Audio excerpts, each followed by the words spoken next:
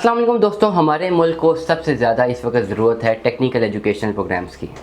दुनिया तेज़ी से बदल रही है और इस बदलती हुई तेज़ी दुनिया में हमने अगर इस तरक्की की राह पर ख़ुद सफ़र करना है तो हमें अपने ऊपर बहुत ज़्यादा इन्वेस्ट करना पड़ेगा। मैं हमेशा एक बात करता हूँ कि कन्वेंशनल जो मॉडल्स हैं, जो कि ओल्ड स्कूल ऑफ थॉट्स हैं एजुकेशन के, वो ख़त्म हो चुके हैं और दुनिया में इस वक्त सबसे ज़्यादा डिमांड सिर्फ उन लोगों की है जिनके पास स्किल्स मौजूद हैं। इस वक्त इस बात में कोई दो राय नहीं है कि आईटी के स्किल्स की दुनिया में बहुत ज़्यादा डिमांड है और ये डिमांड आने वाले 4-5 साल तक सस्टेन करती रहेगी, बल्कि इससे आने वाले सालों में भी शायद इसकी डिमांड मज़ीद से मज़ीद बढ़ती रहे। हमारे मुल्क में टेक्निकल एजुकेशनल और वोकेशनल एजुकेशन की तरफ ध्यान बहुत कम दिया जाता है as compare to the conventional model, जो कि हम एक पुराने स्कूल ऑफ थॉट को जो है आज तक लेके साथ चल रहे हैं। जिन ममालिक की टेक्निकल एजुकेशन की तरफ ज़्यादा इन्वेस्टमेंट्स होती हैं वही ममालिक बहुत ज़्यादा तरक्की करते हैं। मैं इस वक्त सबसे ज़्यादा आपको एग्जांपल दूंगा दुनिया में एक ऐसे मुल्क की जो कि अपनी सबसे ज़्यादा इन्वेस्टमेंट अपने रिलेटिवली बाकी ममालिक के मुकाबले में टेक्निकल एजुकेशन पे अपनी इन्वेस्टमेंट सबसे ज़्यादा करता है और उसके रिज़ल्ट्स बहुत बेहतरीन आते हैं। मैं रिज़ल्ट्स नहीं बताऊंगा, मैं सिर्फ उस मुल्क का नाम बताऊंगा, रिज़ल्ट्स आप खुद समझ जाएंगे। यूनाइटेड स्टेट्स ऑफ अमेरिका, जिसकी अपने रिलेटिवली बाकी ममालिक के मुकाबले में सबसे ज़्यादा इन्वेस्टमेंट जो है वो टेक्निकल एजुकेशन के ऊपर है और रिज़ल्ट आप तमाम तर लोगों के सामने है।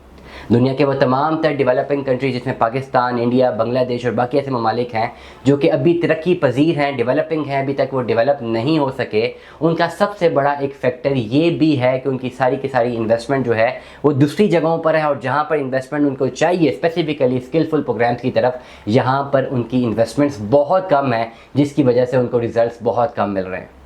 जब भी आप मुल्क में टेक्निकल एजुकेशन की तरफ इन्वेस्ट करते हैं तो इस इन्वेस्टमेंट के बाद आपको सबसे ज़्यादा एक इंडिकेटर देखने को मिलता है जिसमें आपकी इंडस्ट्रियल ग्रोथ जो है वो फ्लरिश करती है।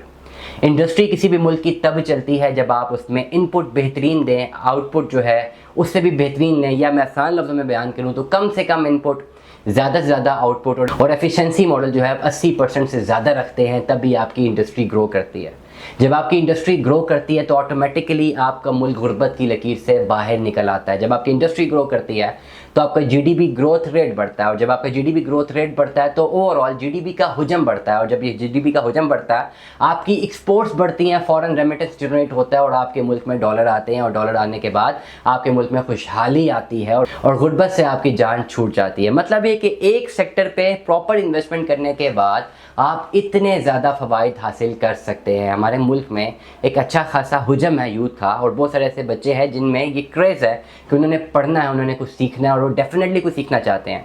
सरकारी सतह पे या नीम सरकारी सतह पे उनको अगर टेक्निकल एजुकेशन प्रॉपर्ली प्रोवाइड की जाए और वही स्किल्स प्रोवाइड किए जाए जिनकी करंट मार्केट में, करंट दुनियावी मार्केट में उन पर्टिकुलर स्किल्स की ज़रूरत है, अप टू डेट है स्किल्स जो है वो अप टू डेट हैं, पुराने ओल्ड या आउटडेटेड स्किल्स नहीं हैं, तो ये स्किल्स सिखाने के बाद वो काफ़ी ज़्यादा तरक्की कर सकते हैं, ना सिर्फ अपनी पर्सनल डोमेन में बल्कि अपने ख़ानदान को भी गुर्बत की लकीर से निकाल सकते हैं। वो तमाम तर स्किल्स जो बच्चे सीखते हैं ऑलरेडी अपनी लोकल मार्केट में काम तो कर रहे होते हैं, लेकिन जब उनको सरकारी सतह के ऊपर सर्टिफिकेशन दे दी जाती है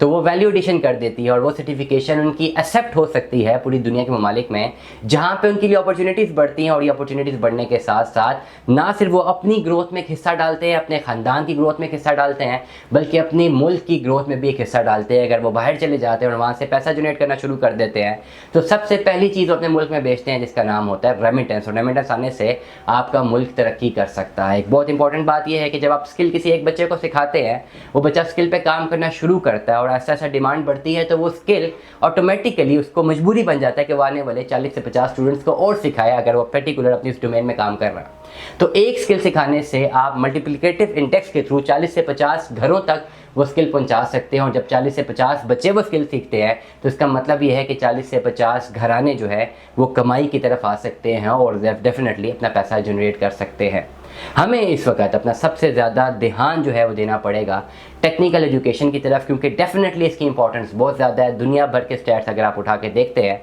वो तमाम तर ममालिक जो इस पर्टिकुलर फील्ड में ज़्यादा मेहनत, ज़्यादा इन्वेस्टमेंट कर रहे हैं, उनके रिजल्ट्स बहुत अच्छे आ रहे हैं और आने वाले 4 से 5 सालों में वो दुनिया की बेहतरीन इकॉनमीज बन सकते हैं। और जो ममालिक इस वक्त इस पर्टिकुलर फील्ड को निगलेक्ट कर रहे हैं, आने वाले टाइम पे वो काफ़ी ज़्यादा नुकसान उठा सकते हैं। दुआ में याद रखिएगा, अपना बहुत सारा ख्याल रखिएगा। Stay tuned with us. अल्लाह हाफ़िज़।